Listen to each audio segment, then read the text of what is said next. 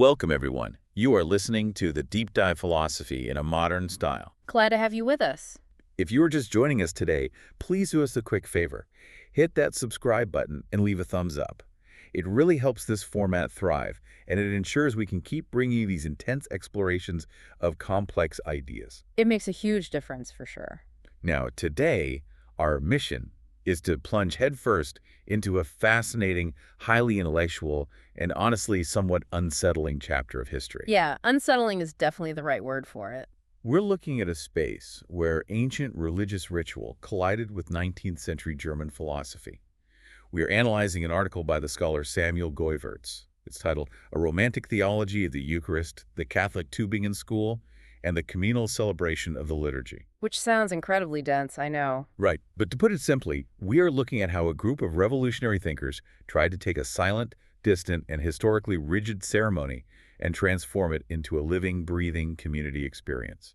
And the landscape we are stepping into here is the first half of the 19th century. Right. This is the era of German Romanticism. So it was a period characterized by this electric dialogue between philosophy and theology. The thinkers we are focusing on belong to the Catholic Tübingen School. These are figures like Johann Sebastian Drey. Exactly. Drey, Johann Adam Möhler, Johann Baptist Hirscher, and Franz Anton Staudenmaier. What makes this specific group particularly compelling is that they weren't strictly liturgists. They weren't just guys writing rules about how to run a church service. No, not at all. They were systematic theologians, pastoral scholars, historians, and they were deeply, deeply immersed in the philosophical currents of their time. Breathing the air of Romanticism. Right. And because of that, their broader philosophical inquiries naturally, and I'd say inevitably, bled into how they viewed the central ritual of their faith, which is the Eucharist. Before we go any further into the 19th century, we should probably establish a baseline for anyone listening who might not have a strong background in theology. That's a good idea. When we use words like Eucharist and liturgy, we are talking about the absolute core of Catholic practice. The Eucharist, or Holy Communion, is the ritual sharing of bread and wine, which, according to Catholic teaching, becomes the literal body and blood of Christ. The real presence. Exactly. And the liturgy is the official public worship structure in which this takes place, what most people would just call going to Mass. For centuries, this was the untouchable center of the religion. Totally untouchable. So what exactly drove these Tübingen scholars to apply a new philosophical lens to something so ancient? Well, the driving force was a foundational concept of Romantic philosophy known as the organismus, or the organic. Okay. To understand the weight of this, we have to contrast it with the era that came just before it, which is the Enlightenment. The Enlightenment viewed the world, and even human societies, as mechanisms. Like a machine. Think of a clock. A clock is made of individual, distinct parts that are assembled to perform a function. If a gear breaks... You take it out and replace it. Exactly. Romanticism violently rejected this mechanical view. Instead, they looked to nature. They argued that human society, culture, and the church itself should be viewed as an organism. Like a living plant. A living plant or a human body. Mm-hmm. In an organism, the parts are not just assembled. They are vitally interconnected. You cannot simply remove a branch from a tree without affecting the entire living structure. The lifeblood of the whole flows through every single part. So if we apply that organic metaphor to a religious community, it fundamentally changes how you view the people sitting in the pews. It changes everything. Because if the church is a living organism, literally taking that old biblical metaphor of the body of Christ and injecting it with 19th century Romantic philosophy, then every single person present has to be actively sharing in the life of that body. Yes. A passive observer would be like a dead limb. That is the exact tension that sparked their theological revolution. The organismus motif made the idea of a disconnected, overly individualistic ritual deeply problematic. And when you look at how things were, it makes sense. The Tübingen scholars looked at the way the Mass was being celebrated in their contemporary 19th century world, and they saw a mechanical process rather than a living organism. Right. They saw a ritual where the mystery of the divine had been so isolated from the people that the organic body of the community was philosophically and spiritually starving. There's a tension here that makes you slightly uncomfortable if you think about it too long. Oh, absolutely. Because we are talking about bridging the gap between a transcendent, terrifyingly holy God and the everyday messy reality of a human community. if you bring the divine entirely down into the community, making it all about the people gathered in the room? Do you accidentally erase the awe? Exactly. Do you lose the mystery? When does a community become an experience of a profound mystery? And when does the mystery itself just become the community? The paradox of immanence and transcendence is the dark intellectual undercurrent of this entire deep dive. How do you integrate the sacred and the communal without destroying one or the other? It's a massive risk. It is. And to understand what the Tübingen scholars were reacting against and why they felt the organic connection had been completely severed, we have to look backward to the Council of Trent in the 16th century. Let's paint a picture of that historical context for you. The Council of Trent was the Catholic Church's massive, multi-decade response to Protestant Reformation. Right, the Counter-Reformation. In the 1500s, reformers like Martin Luther were aggressively questioning the theology of the Mass. Specifically, they were attacking the idea that the Mass was a sacrifice. They argued it was a meal, a memorial, but not a literal, recurring sacrifice of Christ. And in response to those attacks, the Council of Trent adopted a heavily defensive posture. The Council Fathers doubled down on the sacrificial nature of the Eucharist and the doctrine of the real presence, the objective reality of Christ in the bread and wine. They built a fortress around it. They really did. Now, the author of our source text, Samuel Goiverts, draws on the work of scholar Joseph Andreas Jungmann to point out a critical, unintended consequence of this defensive posture. Which was? By hyper-focusing on defending the objective validity of the sacrifice and the authority of the priest performing it, post-Tridentine theologians failed to integrate this teaching into a broader, more comprehensive picture of the Church. The sacrifice became everything. And the community's role became an afterthought. I want to focus on what that actually looked like for a commoner attending a post-Tridentine Mass, perhaps in the 1700s or early 1800s. This is a very stark experience. Because of this intense focus on the objective sacrifice taking place at the altar, the actual communion of the people, the physical eating and drinking together, became almost completely separated from the ritual itself. The priest would be up at the front, often far away from the congregation, Speaking in Latin. a dead language that the common people did not understand. He would have his back to the people, and he would consume the bread and the wine entirely alone. That imagery is just so isolating. Meanwhile, the faithful in the pews were engaging in an entirely parallel experience. They were physically present in the building, but they were often reading their own private devotional books. Praying the rosary. Or simply watching in total silence. The prevailing theology, which was officially approved by the Council of Trent in Session 22, introduced the concept of spiritual communion. This concept of spiritual communion requires a deep dive of its own. It essentially argued that if a person had the right internal disposition, If they felt sufficiently pious. right, if they felt reverent while watching the priest, they received all the spiritual fruits of the sacrifice without having to actually physically eat or drink anything. It effectively turned a communal meal into a spectator event. It's absurd when you phrase it like that. How can you possibly have a communal banquet where only one person is allowed to eat? The psychological and philosophical implications of that practice are staggering. The ritual had become entirely disconnected from the physical communal act. The sacred was protected by isolating it.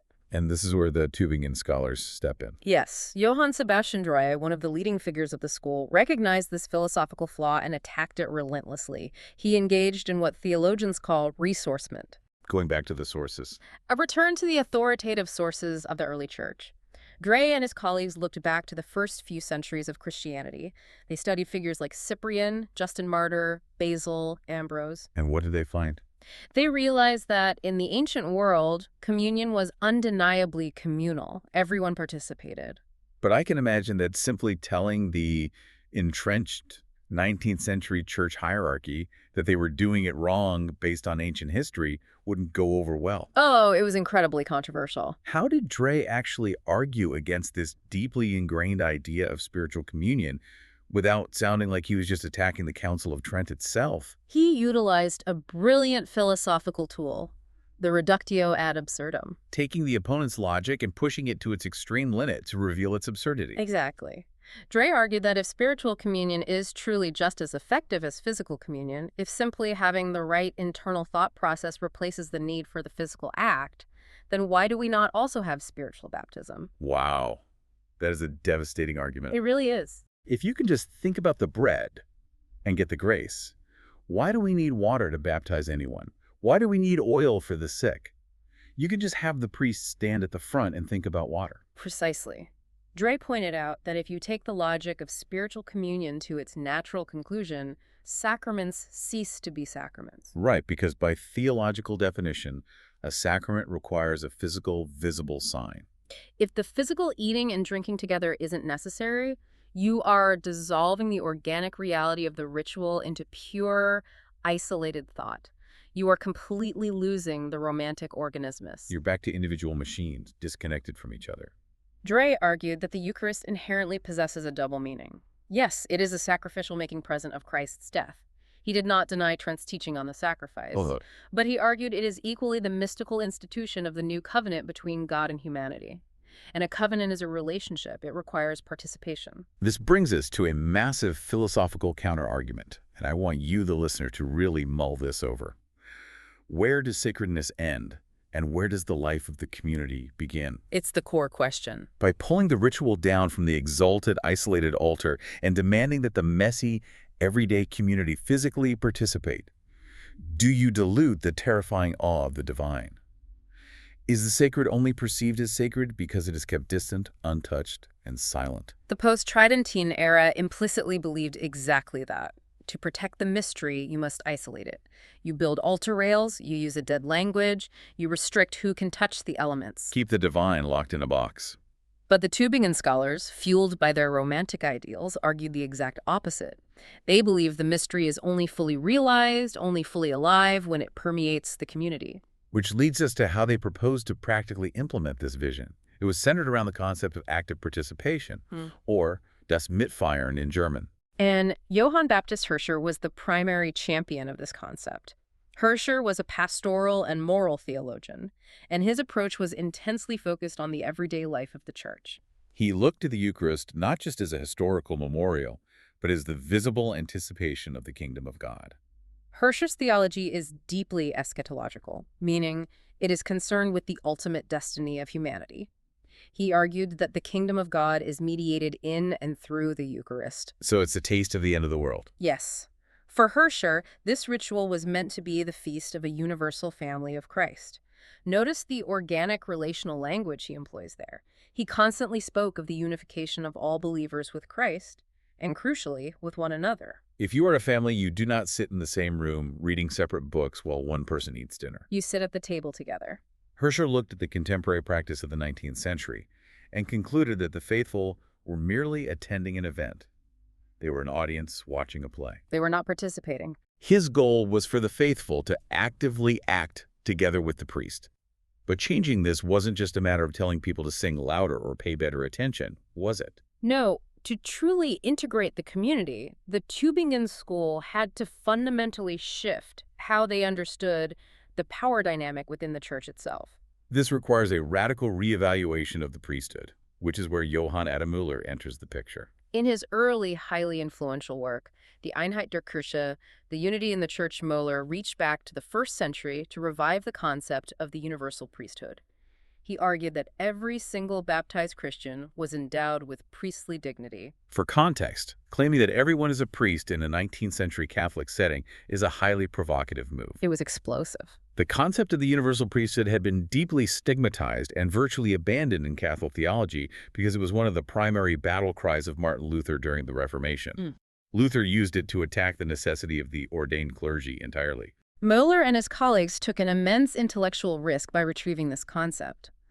Möhler argued that it is the entire church, the whole organic community of the faithful, that offers the sacrifice. The liturgy is the action of the entire body, not just the action of the man standing at the front. Exactly. But if the entire community possesses this priestly dignity, and the entire community is offering the sacrifice, what exactly is the function of the ordained priest? That's the logical next question. If everyone is a priest, what is the point of the man in the robes standing at the altar? Does he just become a master of ceremonies?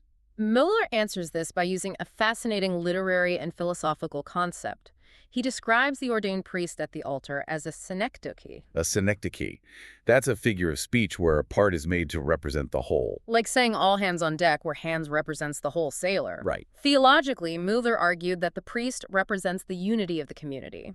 All the spiritual activity, the prayers, and the priestly dignity of the faithful are concentrated and visibly expressed in the person of the priest. So the priest is not a separate superior class doing magic on behalf of a passive audience. No, he is the focal point of the community's own organic action. That sounds like a beautifully harmonious democratic vision of theology. But this is where the dark motif really surfaces, because not everyone in the Tübingen School agreed with this flattening of the hierarchy. Not at all. Enter Franz Anton Staudenmaier, the dissenting voice in the group. Staudenmaier looked at this romantic idea of the universal priesthood and completely rejected its application to the liturgy. Staudenmaier offers a crucial, philosophically rigorous counterbalance to Möhler and Hirscher.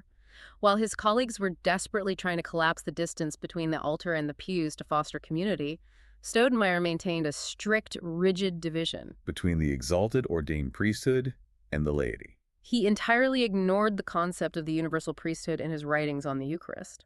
Staudenmaier was so committed to this division that he actively opposed the laity drinking from the communion cup. He strictly followed the Council of Trent on this issue, arguing that the priest's drinking of the cup on behalf of the people was entirely sufficient. Which seems to go against everything the school stood for. Exactly. Why would a scholar who is part of a movement dedicated to community and organic unity actively advocate for excluding people from fully participating in the meal? What is the psychological benefit of keeping the divine so distant?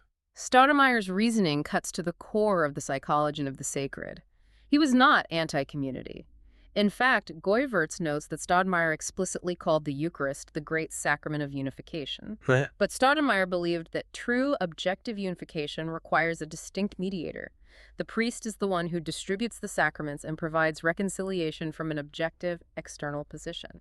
So if we synthesize Staudenmaier's fear, it comes down to a terrifying philosophical question. If everyone is a priest who actually stands at the altar, if the hierarchy collapses entirely into pure subjective community, do we lose the mediator of the sacred? Are we just a room full of people affirming ourselves? Staudenmaier feared the absolute triumph of immanence over transcendence. Meaning God becomes too accessible. Exactly. If God is completely immanent, completely contained within the organic life of the community, the vertical dimension of religion collapses.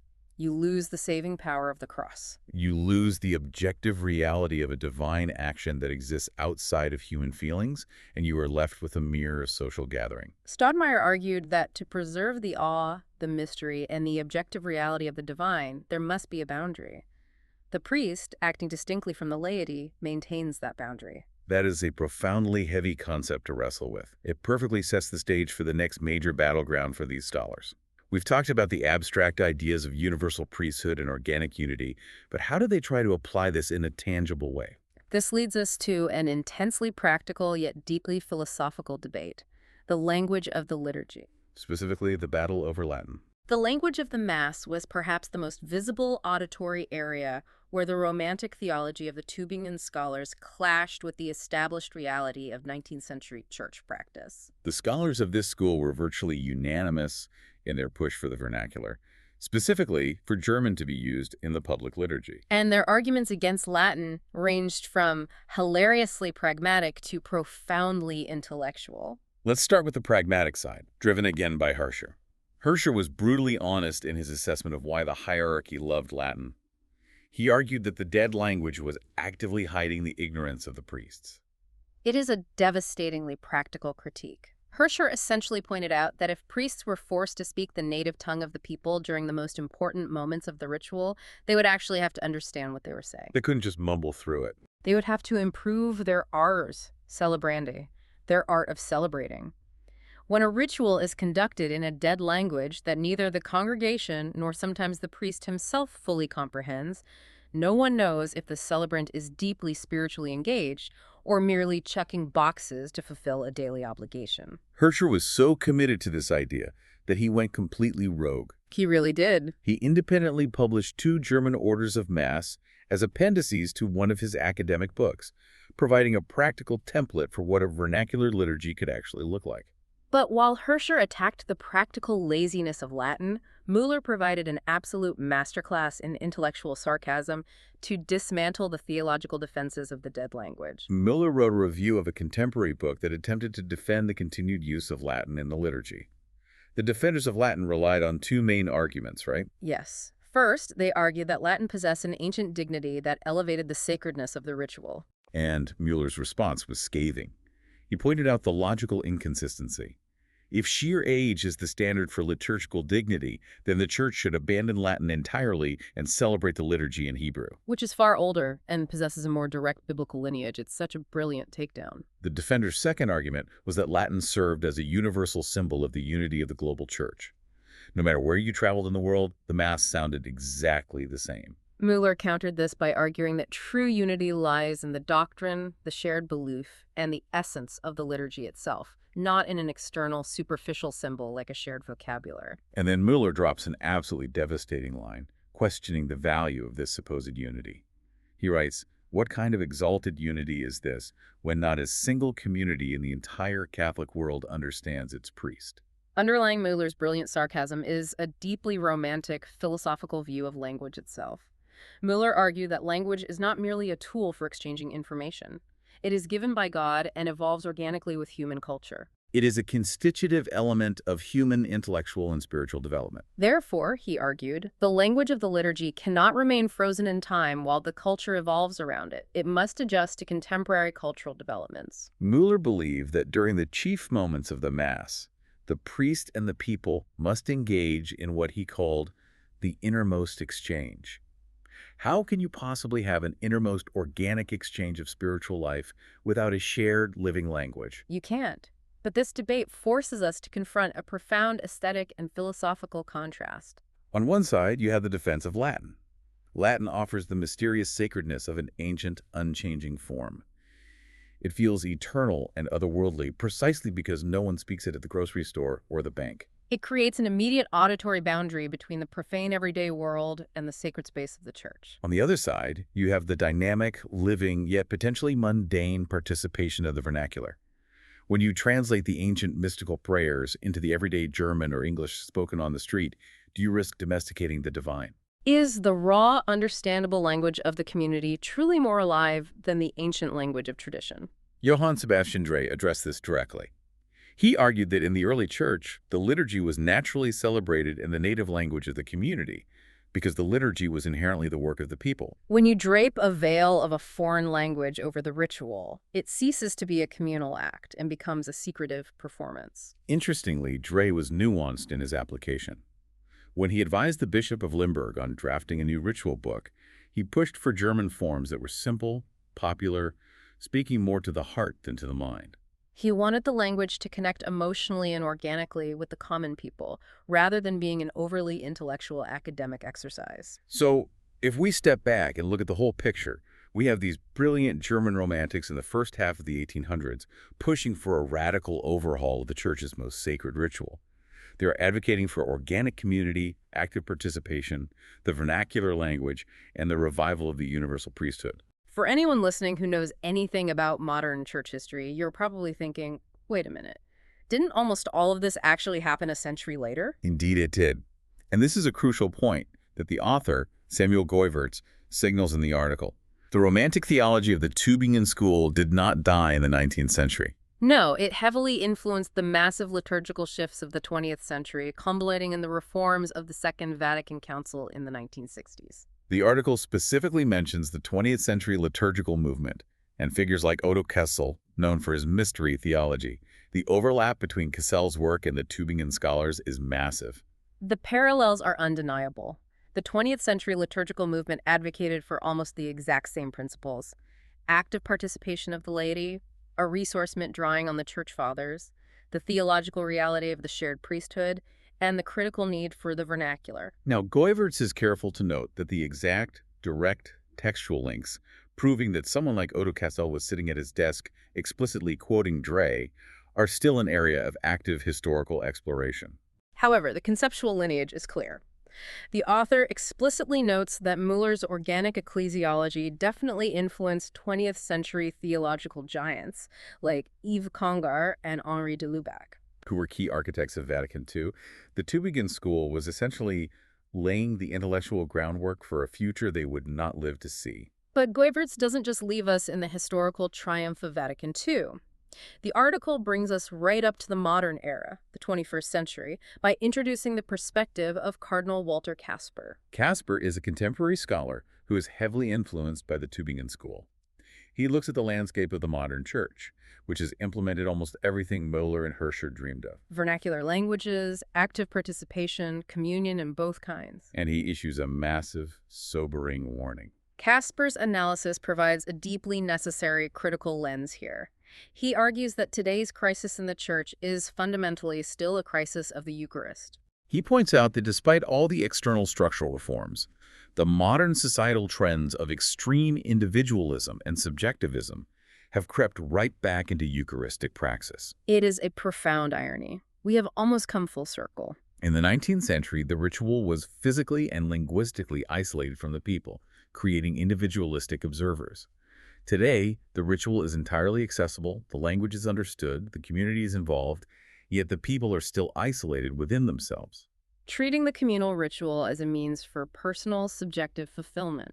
And here we encounter the truly dark reflection at the center of this modern analysis, the potential void waiting at the end of the romantic pursuit of community. Kasper warns urgently against reducing the Mass to a mere brotherly meal. This is Kasper nuancing the community paradigm that the Tübingen School fought so hard for.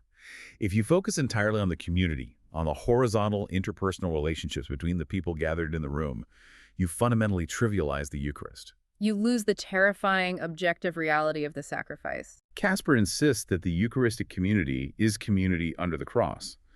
Sacrifice and unity are not opposing concepts. They belong inextricably together.